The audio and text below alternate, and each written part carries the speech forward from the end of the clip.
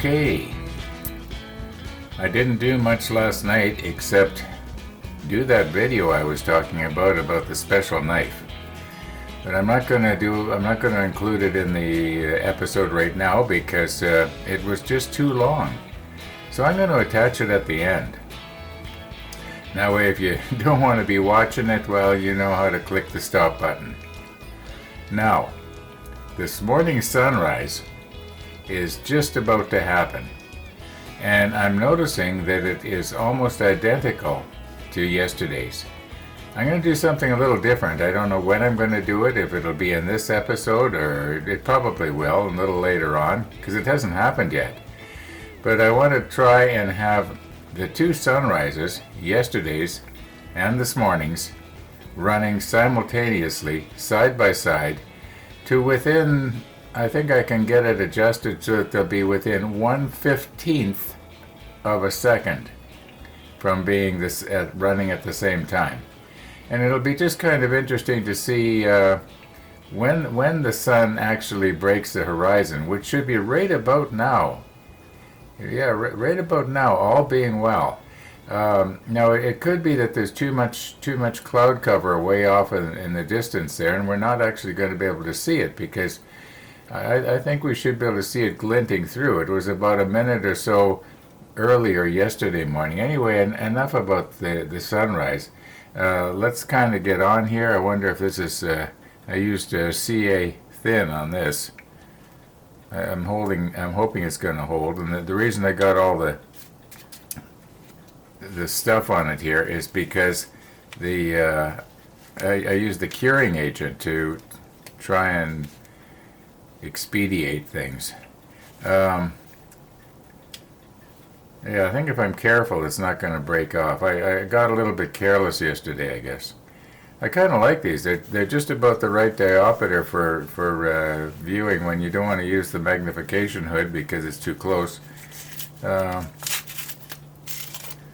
Anyway,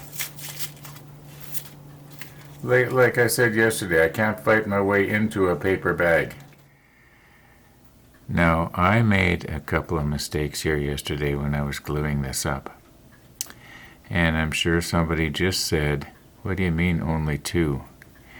Okay, first of all, I should not have used the CA glue.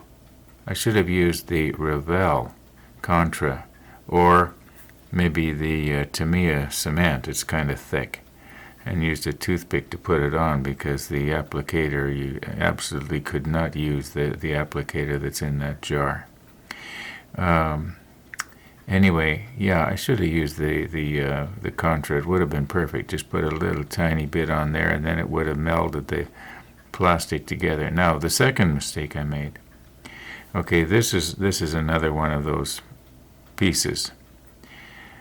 The piece that I was trying to get on there, the reason it did not look right is because, maybe I should put the macro lens on and show you here, because I don't think you can see this. It's probably not really in focus.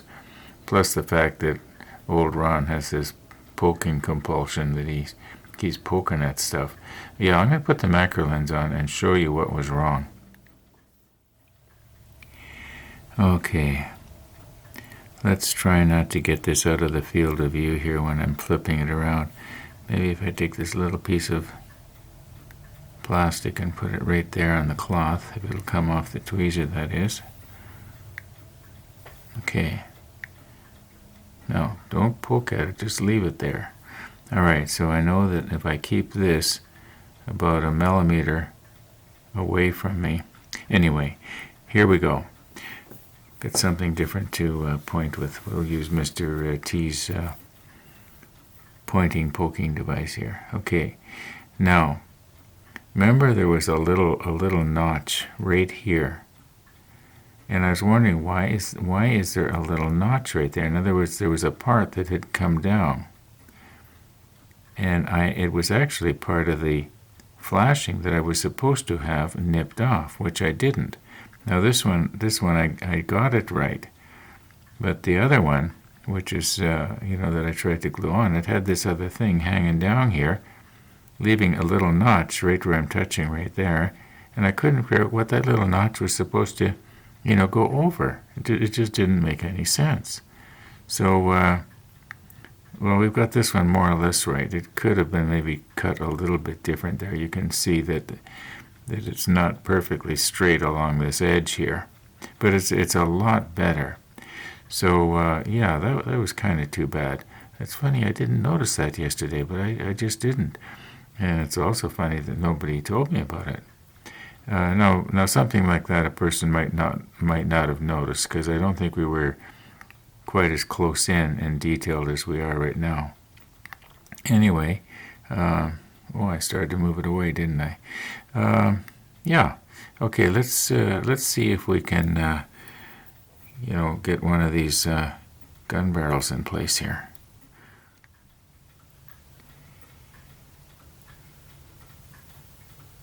Okay, you'll notice that this has been turned down fairly clean. At least I think it is. However, I just happened to notice on this one here, there's a little burr.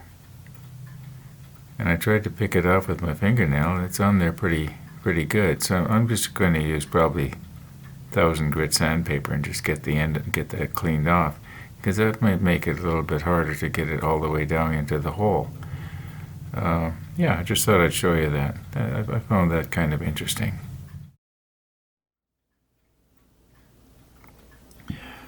Now, one of the reasons why I keep switching back and forth between lenses is because I like to show perspective.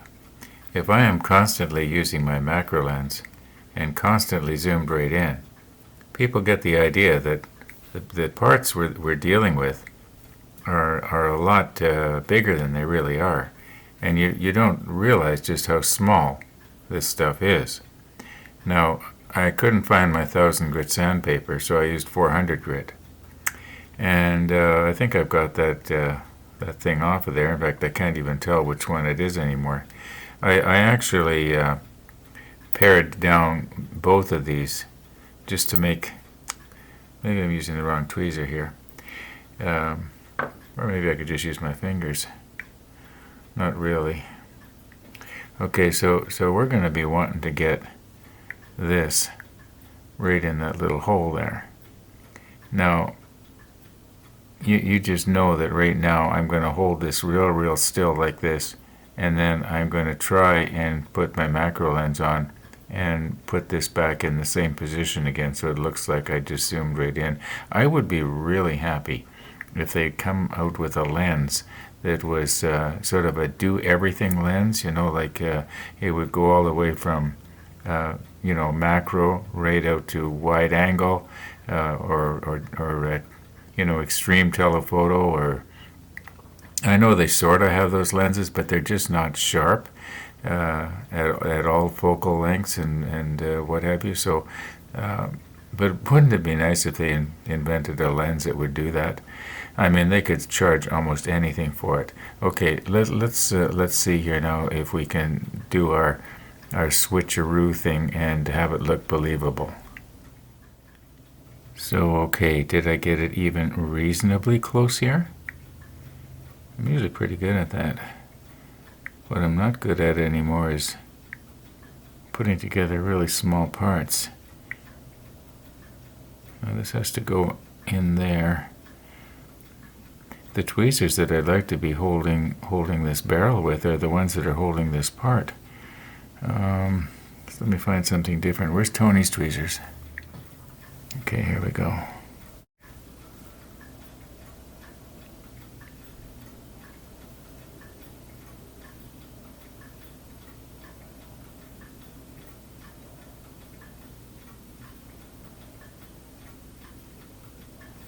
All right, we got that one.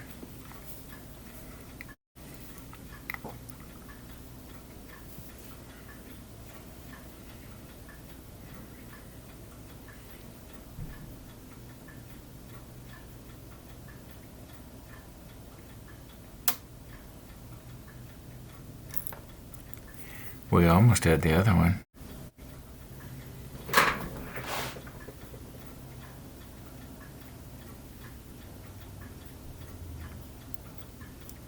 Okay, No, I wonder what kind of glue I should use there. I think that on this I should use the CA glue. Okay, we know that these are going to fit really good, and they don't have to be drilled out either. So that's a bonus. So I wasn't looking forward to trying to drill that hole in straight, whereas this, they want to stay in that way. I know I just looked on the screen and you can't see the top of the barrel, but I think that if we take these back out, yeah, I'm just going to reposition a little bit here. Okay, I still have the macro lens on, but I'm moved back just a little bit. And I think I'm lined up here. Now we'll do the furthest one first. That way I don't need to sort of reach around it. Now remember, we don't need to give it a bath. Okay, I don't think it matters which, whoops. Come on.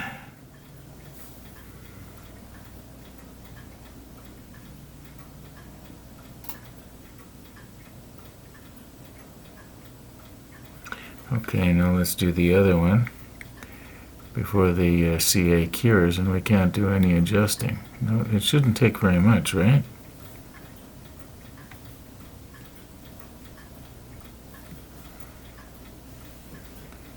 Come in from the side like this.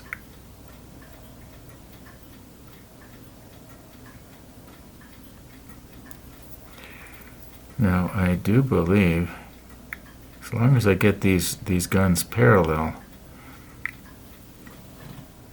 and they naturally want to fall parallel, so that means that Trumpeter did a good job of molding those parts. Okay, let's just leave that. Oh, a little while ago, I spent about 2 hours doing it. I did sync up the two sunrises, and it lasts for about 5 minutes. And the music I selected was that piece that a lot of people really liked. What was it? Canon in D or something like that. But because it's so long, I'm going to also include it at the end of this episode. So there will be the special knife and the sunrise after I say see you tomorrow.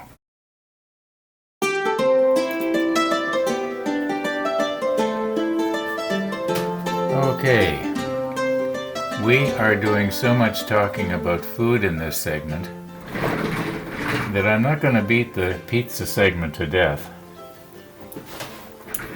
I'm just going to sit here and enjoy it. So, yeah.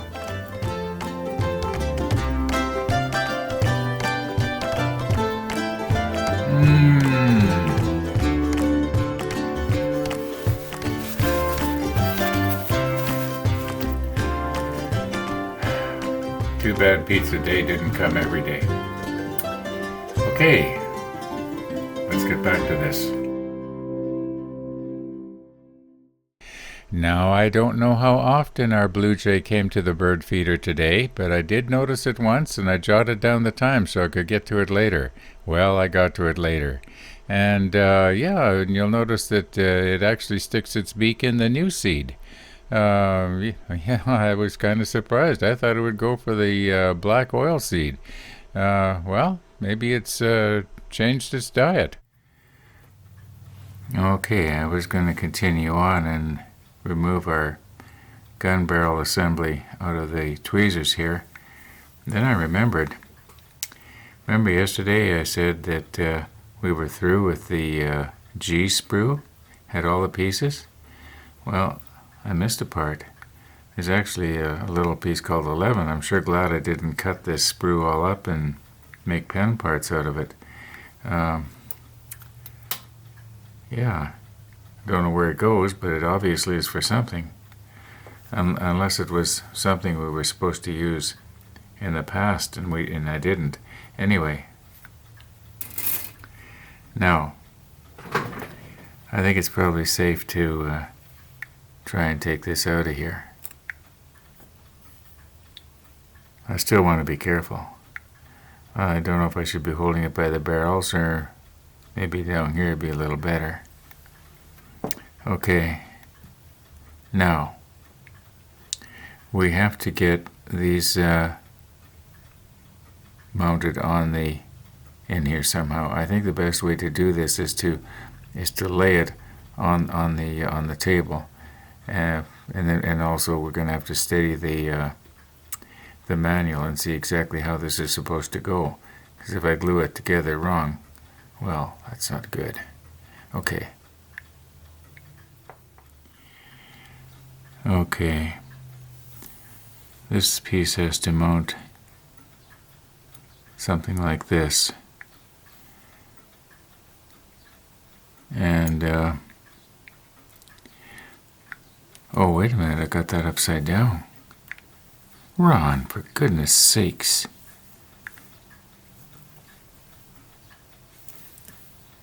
Alright, supposed to go something like that, I guess. Do I have that wrong as well? No, don't think so.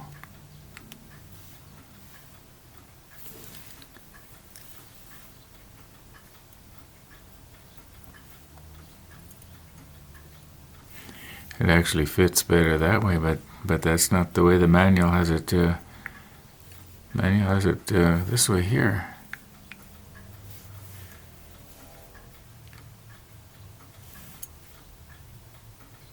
Yeah, I guess that sort of fits.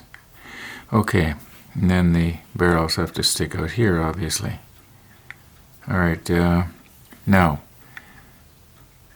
I think some of this detail is going to be hidden on the inside of this thing, like these little pieces right here. Now, this has to go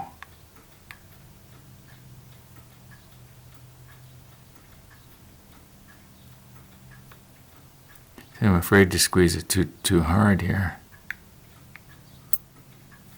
This doesn't want to fit very good, does it?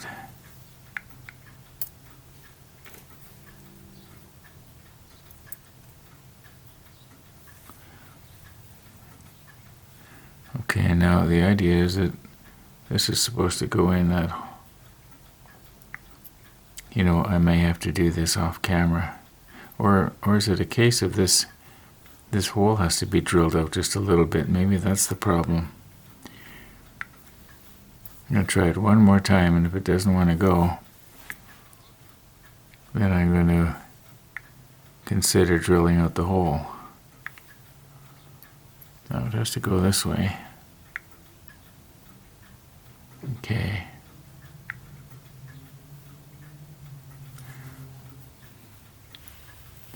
Or something else to hold it with. Okay, I just want to lift it up just a little bit here.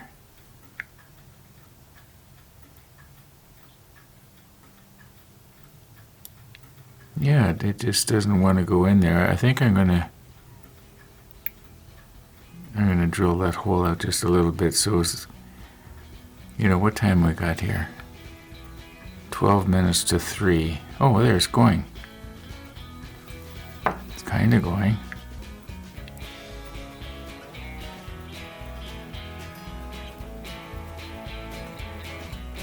Yeah, it's just a real tight fit, that's all. Yeah. Well, that's sort of a bonus, I guess. That means that when we won't put any glue on that part right here. And that way we can after we get this mounted in place here, and this one would go on this side. Let's just see here what's going to happen. Maybe if I do it this way, like this. Oh, come on, Ron. Oh, come on. You know what? It could be I'm getting tired too. I got this right? Yeah, it goes like this.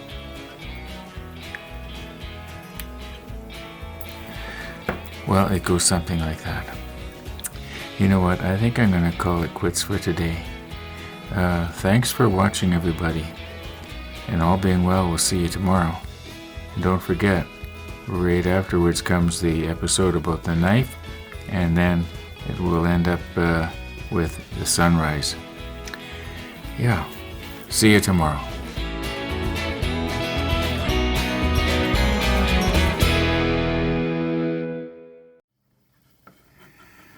Okay, in yesterday's episode, I was talking about this knife and how I was going to talk about it and so on, and then as the day wore on, I kind of ran out of time and ambition, to be honest with you.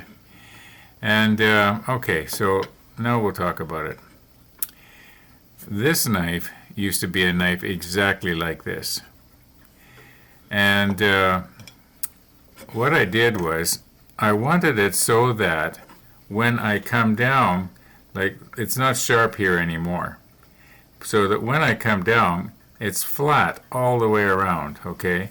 So in order to do that, I had to use this edge here, because this edge here was almost perfectly flat, okay?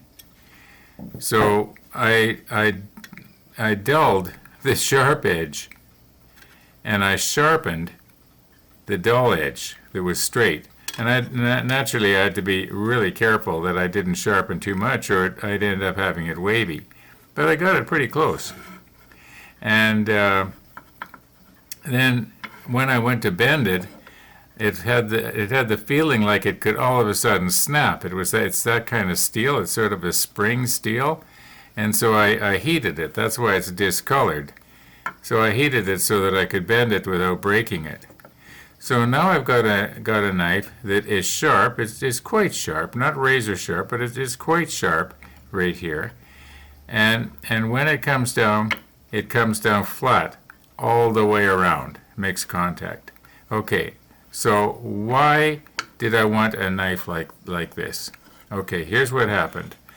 This week, Superstore had broccoli on sale. Okay? Now, when you buy broccoli at Superstore, you can get it two different ways. You can get just the head part, or you can get it with the stalk. And I always wondered, you know, I know when you throw this away, you're throwing away quite a bit of the actual product.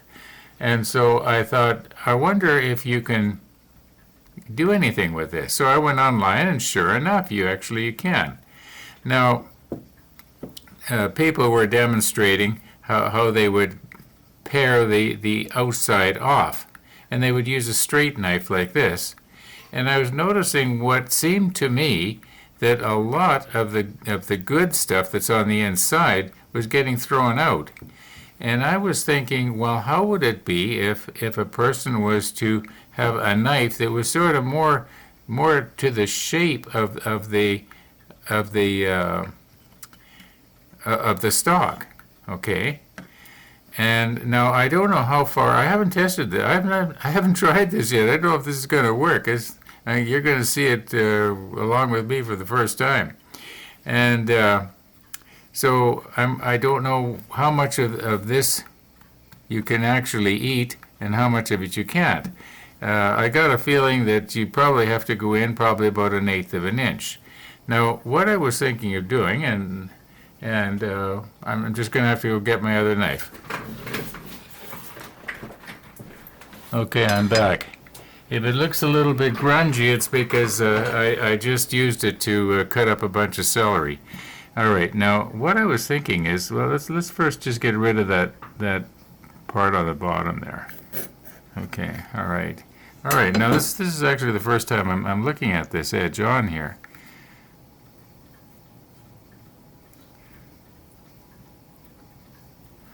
I would think that if a person was to try and save this lighter part and throw away everything where you can sort of see like there's a little line all the way around. Now that's my thinking. Okay, so what if making a mess of my model table here, what if a person was to cut a piece like this and have it square? All right, now this may not work. Let's just get it out here where I can get my knife to come down. I'll be careful I don't cut myself. All right. Now remember, the sharp edge is on this side, not this side. So can we get it to cut a little better? Or is this not going to work? I think it's actually going to work. Okay.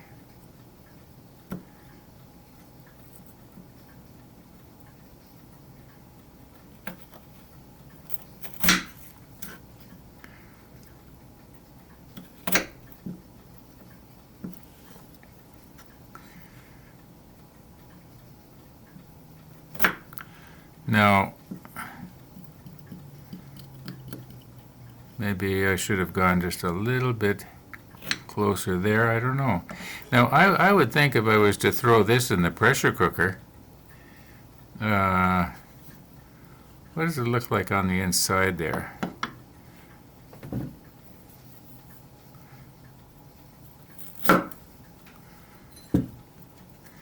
Okay, yeah, I think that if I was to take my time, like I know it's a lot easier to just break off the good stuff and throw away this, but I think if a person took maybe a few minutes, and you might be able to salvage quite a bit of this.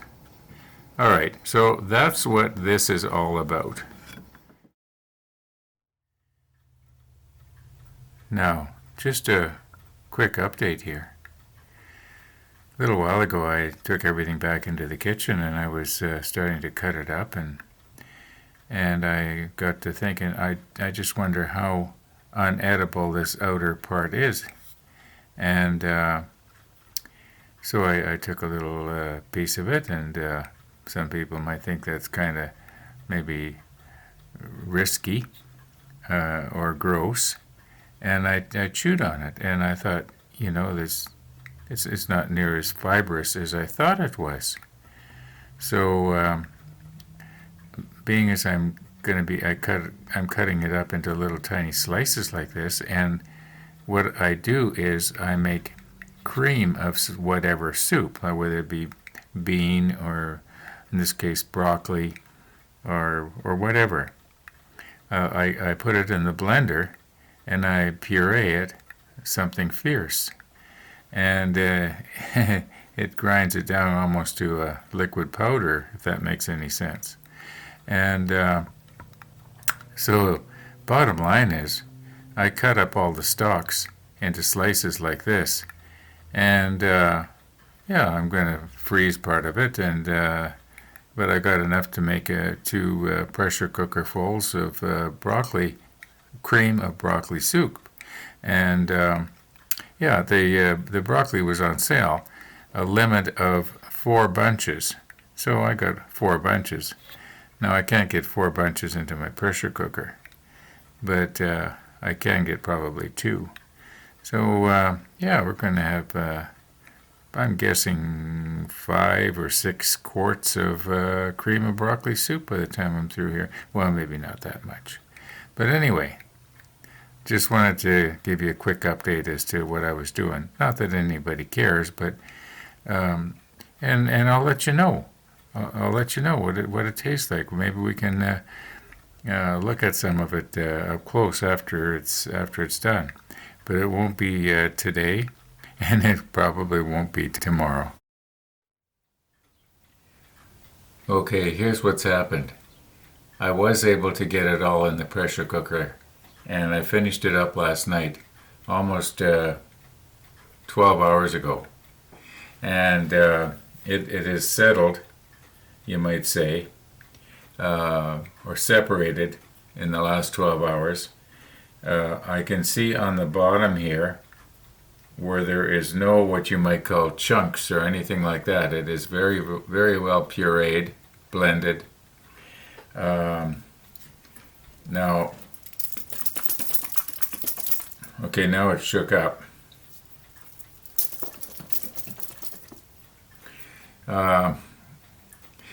I can't tell you how it tastes. It's very, very bland because there's no salt in it. I'm on put myself on a no salt diet as well as the ordinary diet. And the only salt I take in is what is in the food naturally. Anyway, what does it taste like? Well, it's really it's okay if you're hungry. It's okay if you're hungry. It's probably extremely nourishing, and it's good for me because it's extremely low calorie. Did I mention that I ended up with 4.5 of these, or maybe a tiny bit more?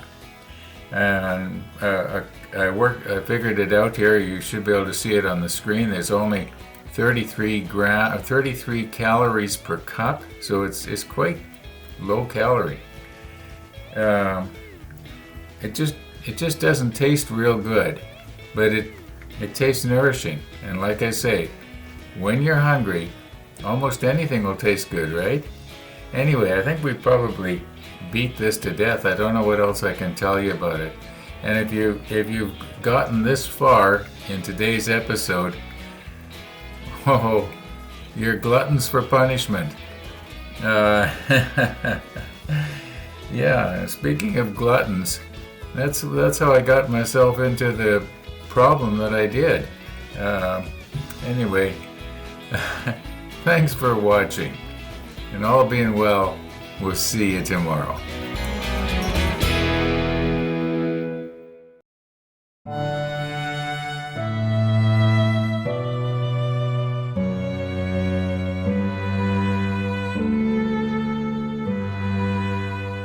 I have synced up our 2 sunrises, yesterday and today, Saturday and Sunday, to the 2nd. Yeah, I don't know if they're going to stay in sync. I think they will. Yeah, these videos are made up out of several different files, and sometimes there gets to be a bit of a gap in between files, a bit of a jump, you might say, but I think it's going to be okay. Anyway, enough about that. Now, the only difference is that they look almost identical, don't they?